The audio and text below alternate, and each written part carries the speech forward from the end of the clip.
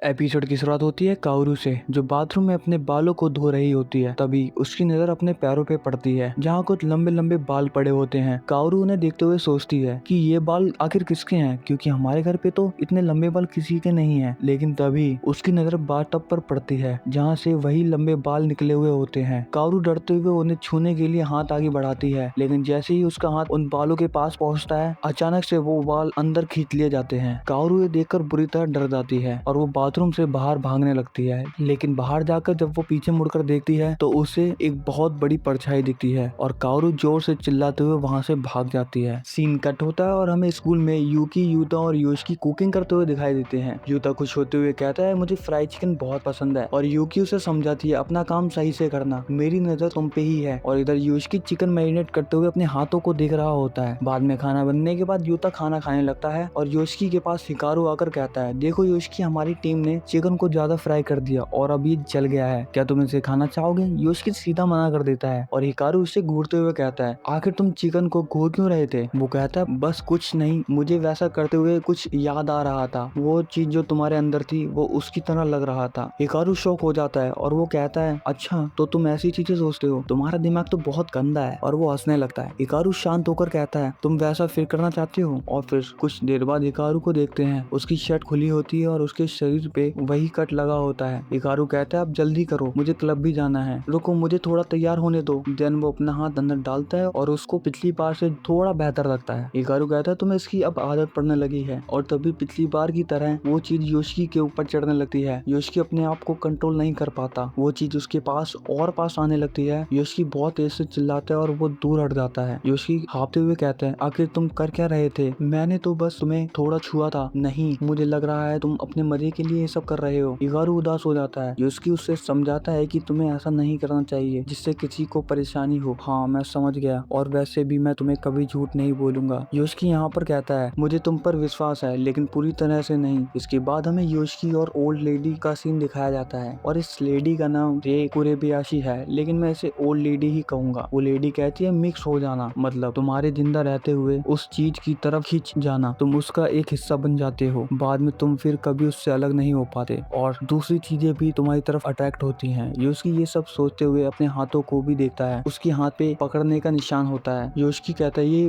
पहले से और ज्यादा डार्क हो गया है। और हम देखते हैं योशिकी अभी अपने घर पे ही होता है, और काओरू बाथरूम में नहाने से मना कर देती है। वो कहती है, मुझे वहाँ नहीं जाना, वहाँ बालों वाली भूतनी होगी। उसकी मॉम को विश्वास नहीं होता, लेकिन योशिकी उस पर ध्यान देता है। इसके बाद सीन कट होता है और इधर हमें तनाका को दिखाया जाता है, जो एक कमरे में अपने चूहे के साथ होता है। अंदर तागेदा और ओल्ड मैन आते हैं। तागेदा आते हुए कहता है, बंद करो अपने इस चूहे के साथ खेलना, ये चूहा नहीं है, ये मेरा पार्टनर है, और फिक्र मत करो, मेरे पास कुछ प्लान है। तागेदा कमरे में एक तलवार को देखता है। वो उसे देखते हुए कहता है, इसका ब्लेड बेकार हो रखा है, ये हमारे किस काम की? तनाका हंसते हुए कहता है, ये काट तो सकती है लेकिन इंसानों को नहीं, और अब लगता है मुझे ढूंढने का काम शुरू कर देना चाहिए। और यहाँ से सीन कट होता है। योशिकी हिकारू और यूता को देखते हैं। योशिकी क्रेन गेम खेल रहा होता है और वो एक टॉय जीत जाता है। यूता और हिकारू काफी हैरान हो जाते हैं। वो कहते हैं, तुम तो इस गेम में काफी बढ़िया हो। देन वो ऐसी काफी सारी बातें करते हैं, और बाद में योशिकी उन्हें बालों वाली भूतनी के बारे में बताता है। यूता को ये बातें बकवास लग रही होती हैं। हिकारू कहता है, क्या तुमने उन चीजों को खुद अपनी आंखों से देखा है? योशिकी मना कर देता है। हिकारू कहता है, मैं बाद में तुम्हारे घर पर आकर देखूंगा। देन यहाँ से कुछ सीन देखते हैं और बैकग्राउंड में योशिकी और हिकारू की बातें चल रही होती हैं। योशिकी कहता है, आखिर एक भूतनी मेरे घर पर क्या कर रही है? हिकारू कहता है, ये शायद कोई नेगेटिव एनर्जी या ऐसा कुछ हो सकता है। योशिकी कहता है, तो ये चीज कहीं और भी जा सकती थी, उसे मेरे घर पर ही क्यों आना था? हिकारू कहता है, ऐसा इसलिए क्योंकि उनका तुम्हारे में कोई इंटरेस्ट है, तुम इतने अच्छे जो हो। और वो बातें करते हुए योशिकी के घर पर पहुंच जाते हैं और सीधा बाथरूम में जाते हैं। हिकारू बाहर खड़ा हो जाता है। योशिकी उससे पूछता है कि तुम्हें कुछ महसूस हुआ? हाँ, मुझे यहाँ कुछ महसूस हो रहा है, लेकिन ये मेरे पास आए तो कोई बात नहीं, ये तुम्हें परेशान क्यों कर रहा है? हिकारू गेट खोलकर अंदर जाने लगता है। योशिकी कहता है, आखिर तुम करने क्या वाले हो? ज्यादा कुछ नहीं, बस कुचल कर सोख लूंगा। और वो अंदर चले जाता है। थोड़ी देर होती है, फिर और देर होती है। देन तभी अंदर से बहुत तेज आवाज आती है और योशिकी अंदर जाने लगता है। वो गेट को पकड़ता है, उसे कुछ डरावना महसूस होता है। अंदर जाने पर वो देखता है हिकारू टब के अंदर डूबा हुआ होता है। योशिकी उसे बाहर खींचने के लिए पास जाता है और वो चीज उसे भी अंदर खींच लेती है। इसके बाद योशिकी को पानी की गहराई में डूबते हुए देखते हैं। फिर वो कोई अलग जगह आ जाता है। यहाँ पर योशिकी बहुत सी अजीब चीजें देखता है। वो उसके करीब आती है और उसे दबाने लगती हैं। ऐसा लगता है जैसे योशिकी के दिमाग में कई सारी बातें दौड़ रही होती हैं और तभी उसको छोटे हिकारू की आवाज आती है। उसके हाथों में एक चिड़िया होती है। वो कहता है ये तुम्हारी वजह से मरा है योशिकी, क्योंकि यार तुम्हारी खाना खिलाने की बारी थी। योशिकी कहता है ऐसा नहीं है, तुमने भी पहले 2 बार खाना नहीं खिलाया था और जब मैंने खिलाया था, हाँ लेकिन अभी तुमने इसे खाना नहीं खिलाया तो ये तुम्हारी वजह से मरा है। और वो दोनों लड़ने लगते हैं। देन वो प्रेजेंट में आते हैं और वो टब के अंदर भी लड़ रहे होते हैं, लेकिन योशिकी होश में नहीं होता। वो हिकारू के चेहरे से खून निकाल देता है। हिकारू जैसे तैसे योशिकी को ऊपर ढकेलता है और योशिकी उसके हाथ पर काट लेता है। यहाँ पर हिकारू कुछ करता है और योशिकी के सर के पीछे से कुछ तेजी से बाहर निकलता है। योशिकी यहाँ पर होश में आ जाता है। वो हिकारू को देखता है तो उससे बहुत अफसोस होता है, क्योंकि हिकारू के हाथ पर दांत के निशान साफ दिख रहे होते हैं। हिकारू उस चीज को घूरता है और वो वहाँ से गायब हो जाती है। कुछ देर बाद हम उन्हें बाथरूम से बाहर देखते हैं। योशिकी हिकारू से माफी मांगता है। हिकारू से माफ करते हुए कहता है इन चीजों से लड़ना तुम्हारे बस में नहीं है। योशिकी अपने मन में कहता है मुझे वो एहसास अभी तक याद है जब मैंने हिकारू को पानी में डुबोया था। क्या मैं फिर से कभी उसे मारने की कोशिश करूंगा? हिकारू कहता है मुझे खुशी है कि तुम सही हो, लेकिन मैंने वादा किया था कि मैं तुम्हें कुछ नहीं होने दूंगा और ये देखो आज क्या हो गया। लेकिन तुम इतना कुछ मेरे लिए क्यों कर रहे हो? हिकारू कहता है मुझे नहीं पता, मैं कुछ करने से पहले सोचता नहीं। और यहाँ पर योशिकी की मॉम और काओरू भी पहुंच जाते हैं। वो दोनों कहती हैं आखिर तुम्हारे कपड़े गीले कैसे हो गए? क्या तुम पानी में खेल रहे थे? हिकारू सारी बातें काटते हुए कहता है आज खाने में क्या बन रहा है? देन ऐसी सारी बातें चल रही होती हैं। हिकारू योशिकी से कहता है तुम पहले से काफी लंबे हो गए हो, तुम और नहीं बढ़ने वाले, तो क्या मैं तुम्हारे हिस्से का भी खाना खा लूं? योशिकी मना करते हुए कहता है नहीं, मैं अभी भी बढ़ रहा हूँ और इसी वजह से रोज रात को मेरे पैरों में दर्द भी होता है। हिकारू कहता है ये कौन सी बात हुई? योशिकी अपने मन में कहता है ये हिकारू नहीं है, ये तो एक इंसान भी नहीं है, लेकिन अगर ये ऐसे ही रहा तो ये इंसानों की तरह जी पाएगा। और ये एपिसोड यहाँ पर खत्म होता है।